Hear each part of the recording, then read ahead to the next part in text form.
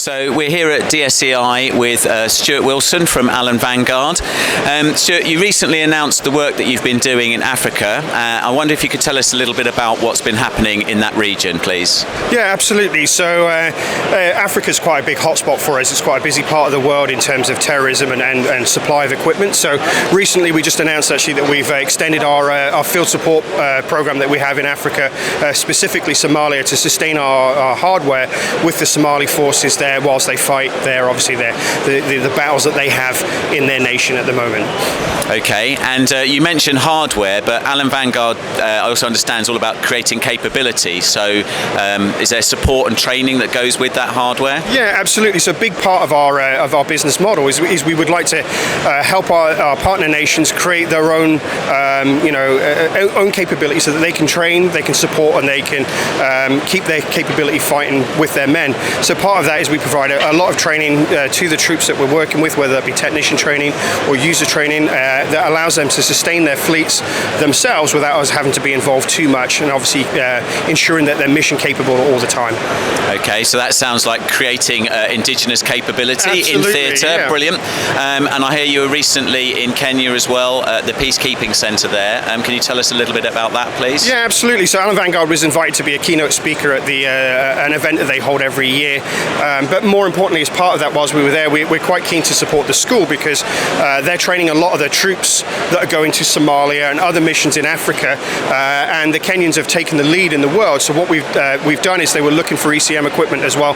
So we've gifted them some hardware, provided them some training, so that as other nations are coming through the school, they can actually train them, and then they're mission capable when they arrive. So this is predominantly for bomb disposal operators going to hotspots in the world, places like Mali, Somalia, and other African Union missions.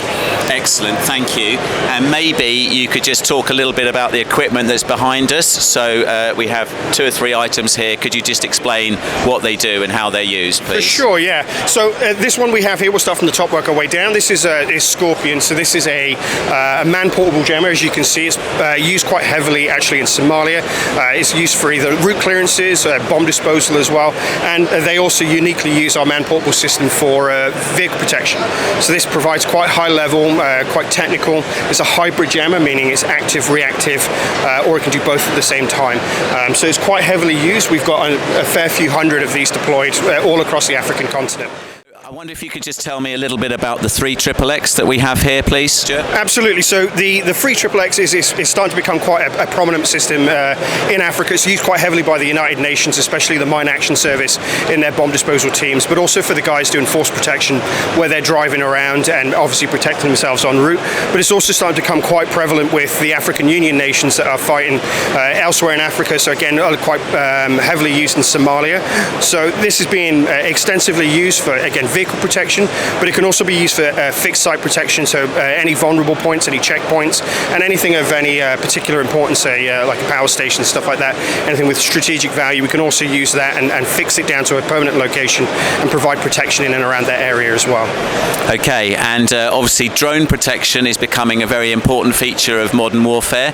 What does Allen-Vanguard offer for drone protection, please? Absolutely. So as you said, it's becoming very, very prevalent. We're seeing it quite heavily in places like Ukraine as well and stuff like that, but it's also being used quite extensively in Africa. So what we have just down here is our Ansel. It's called an Ansel Quick Deploy in this configuration. Again, it can be used on vehicles, fixed site, and other configurations depending on what we want to do with it. But in this particular setup, it's meant for you pull it outside of a vehicle, you plug it in and power it, and you just extend the antennas, and the system's operational from a vehicle to functional, doing its work within about 3 minutes is what it can provide you protection. And we're also working on new technology for this, where we're expanding out to do GPS spoofing as well, which is going to take it that next step and give us the ability to do a lot more things with the drones as well. Great, Stuart. Thank you very much indeed. That's us finished here at DSEi.